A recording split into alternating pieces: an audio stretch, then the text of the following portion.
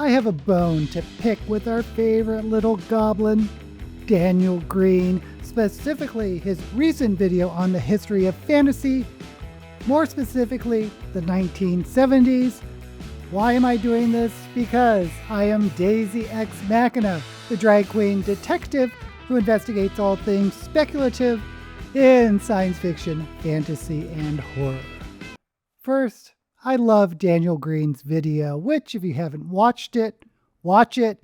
It covers the history of fantasy, especially epic fantasy from the pulp magazines to modern times, the huge impact of Tolkien, and then up to the huge impact of Harry Potter in the age of the internet. And he goes on up to modern times, but there's this little blank space here called the 1970s. He spends a lot of time in the 80s with D&D's influence with the Dragonlance books and the Black Company, both series I love, and there's certainly a lot going on in the 90s. We have Wheel of Time, Game of Thrones, Dave Eddington, Mercedes Lackey. Did he mention her? I don't know, but there's a lot in the 90s. But wait a minute. What about the 1970s? Daniel Greene talks about that hippie love for the Lord of the Rings in the 70s, which is true, but then he kind of glossed over another huge, enormous milestone. And that's what I want to talk about. Now, I don't believe Daniel Greene was even alive in the 70s, so it's excusable, but guess what? I was alive. In fact, those were my formative reading years. Yes, I'm talking about middle school and high school.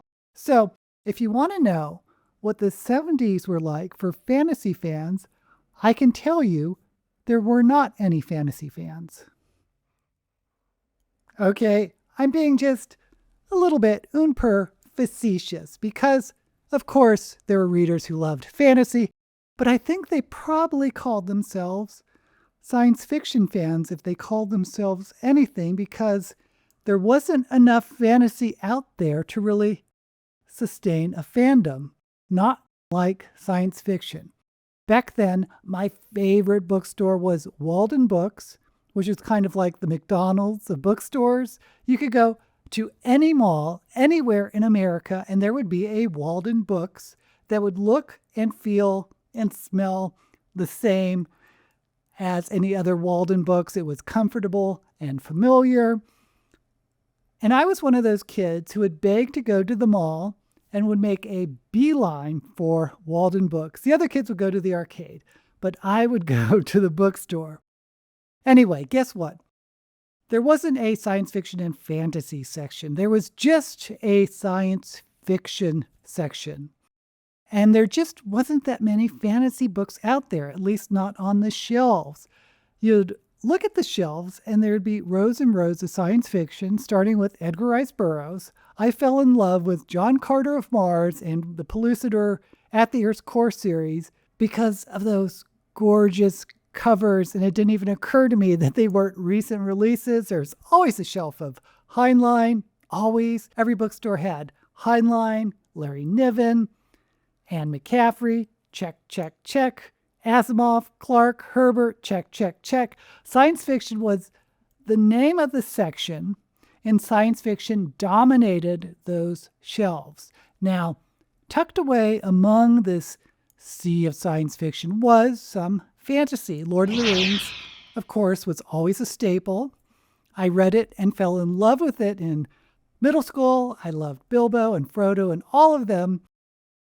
And probably if there was more epic fantasy, I probably would have read it.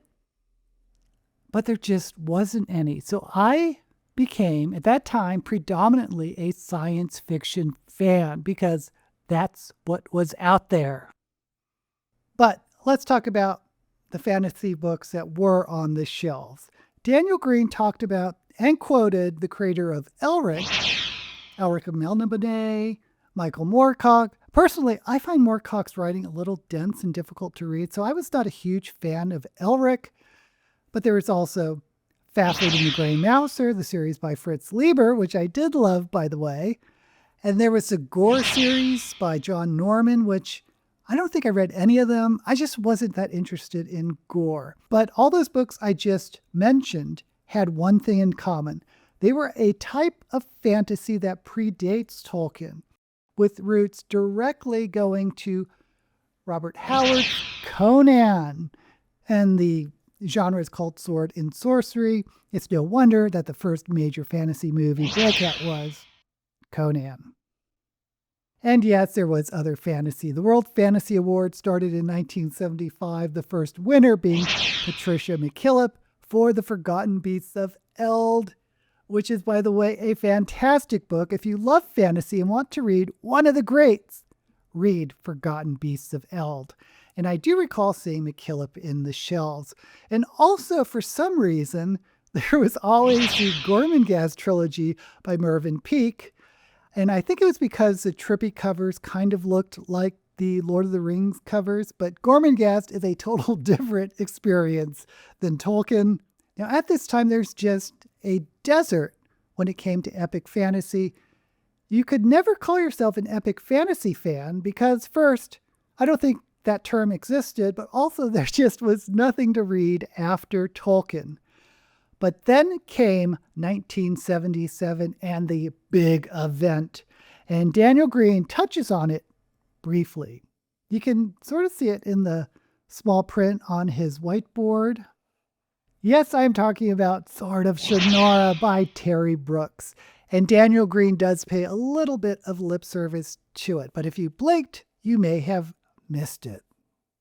But Dungeons and Dragons hits the scene. Dragonlance follows, and the gamification, the franchiseification of fantasy is in full swing. While it's not the most popular series to look at, Dragonlance as a whole, if you want to track not only the books, but everything that springs up around them, really is a beautiful encapsulation of how the 80s bleeding into the 90s allowed fantasy to really aggressively become gamified and franchiseified, that's a word. And these two factors paralleling each other keep the genre maybe healthier than ever, in my opinion, and that's because also Shannara hits the scene and shows us that Tolkien clones will always be popular. I'm sorry, but that does not capture how much of a bombshell Shannara was. And I want to draw a line right there on his little whiteboard. Milestone, milestone, milestone. I vividly remember that my beloved Walden bookstore had posters on the wall announcing Shannara. I think there may have even been a banner. So it was an event. A new book in the vein of Tolkien. What? Is that even legal? And the brothers Hildebrandt did the cover. The brothers Hildebrandt. I just bought their gorgeous Lord of the Rings calendar, and they're doing Shannara.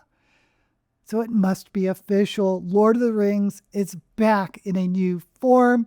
I was the first to pick it up. I devoured Sword of Shannara. I absolutely loved it. And yes, of course, I knew it was derivative of Tolkien. But to me at the time, that was not a bug. It was a feature.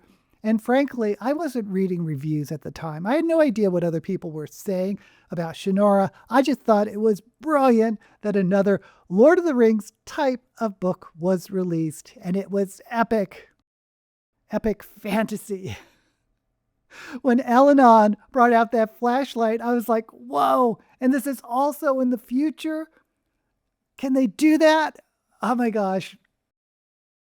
I think this first book, Sword of Shannara, is what started the epic fantasy craze, giving other authors permission to jump on the bandwagon because it was a huge success.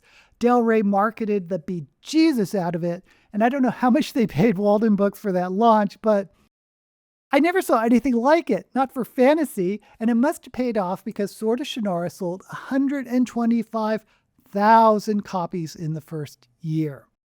Now, that was the first punch thrown out by fantasy in 1977. It was actually a 1-2 punch, and Daniel Greene didn't even mention the second punch.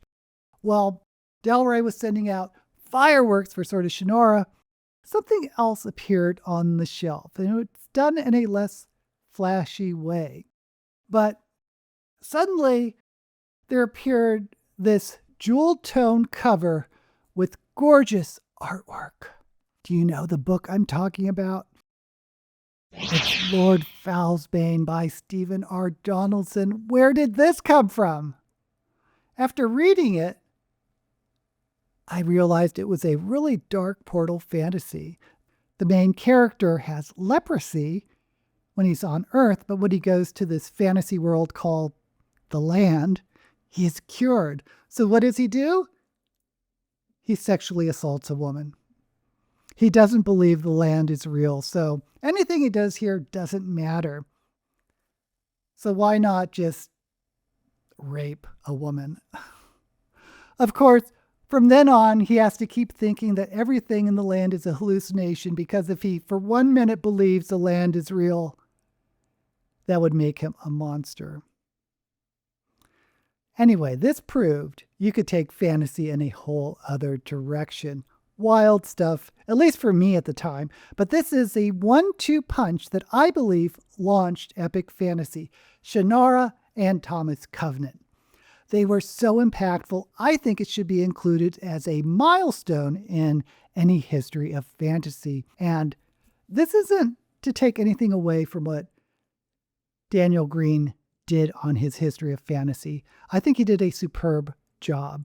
I think it was well researched and engaging and fun, like all his videos are. I just wanted to chime in on the 70s because, for one, I was there, and two, I think 1977 was an important milestone.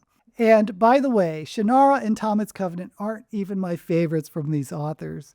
For Terry Brooks, I think his Landover series is much more fun and exciting. For Stephen R. Donaldson, I like his science fiction epic, The Gap Cycle, more than Thomas Covenant.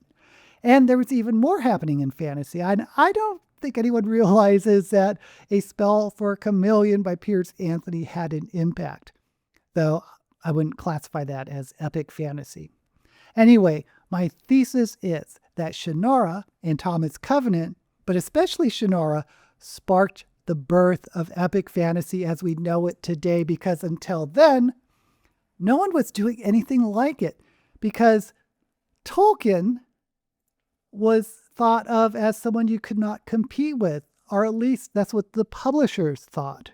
But after Shannara and Thomas Covenant proved that this type of fantasy could be successful, then we started seeing the floodgates open in the 80s and up through the 90s.